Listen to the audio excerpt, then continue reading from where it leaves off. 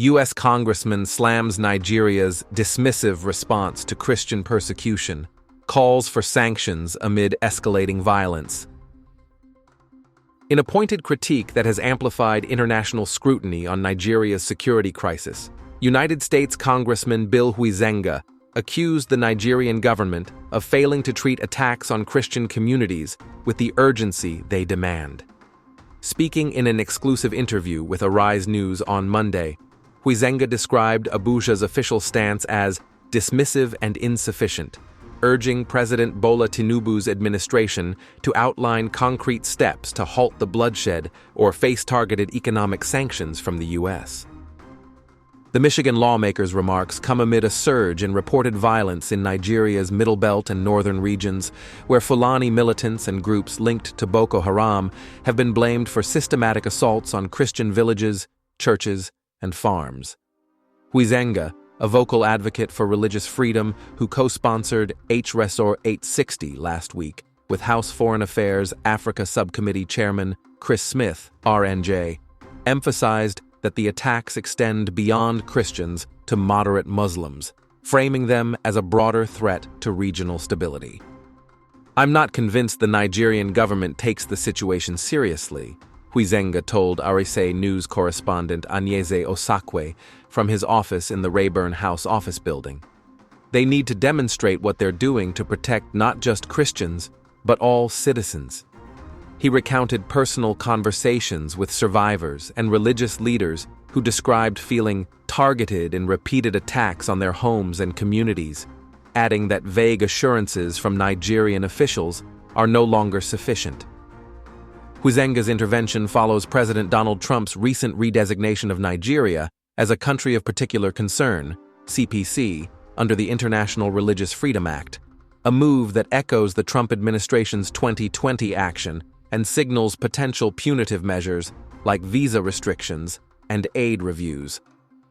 Trump has publicly labeled Nigeria a disgraced country for allowing the killing of Christians, prompting backlash from Nigerian officials but renewed calls from U.S. lawmakers for accountability.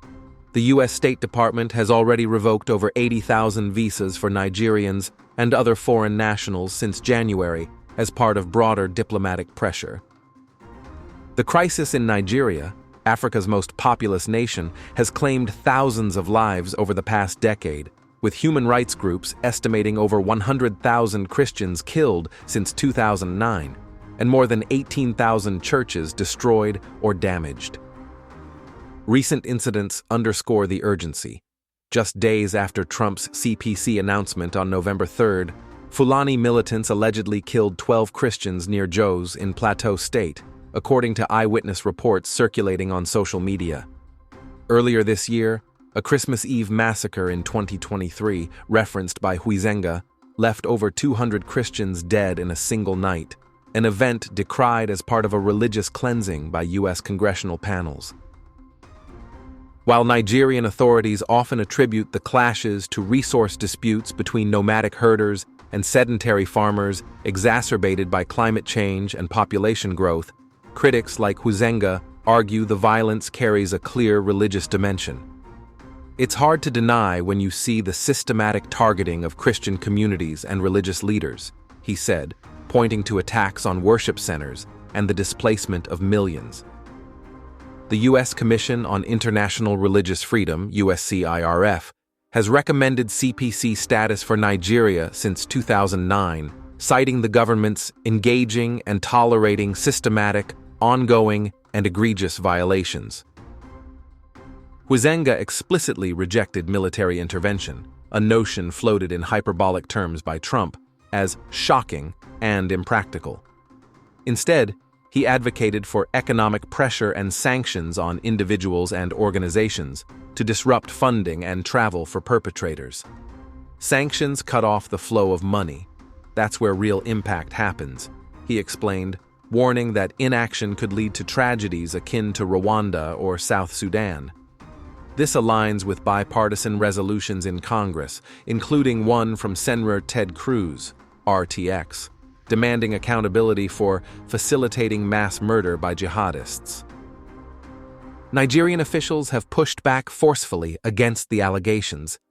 Foreign Minister Yusuf Tuggar, in an October interview with Semaphore, rejected claims of state-sponsored Christian persecution, insisting the violence stems from communal conflicts linked to pressures on resources in a nation split roughly evenly between Muslims in the north and Christians in the south.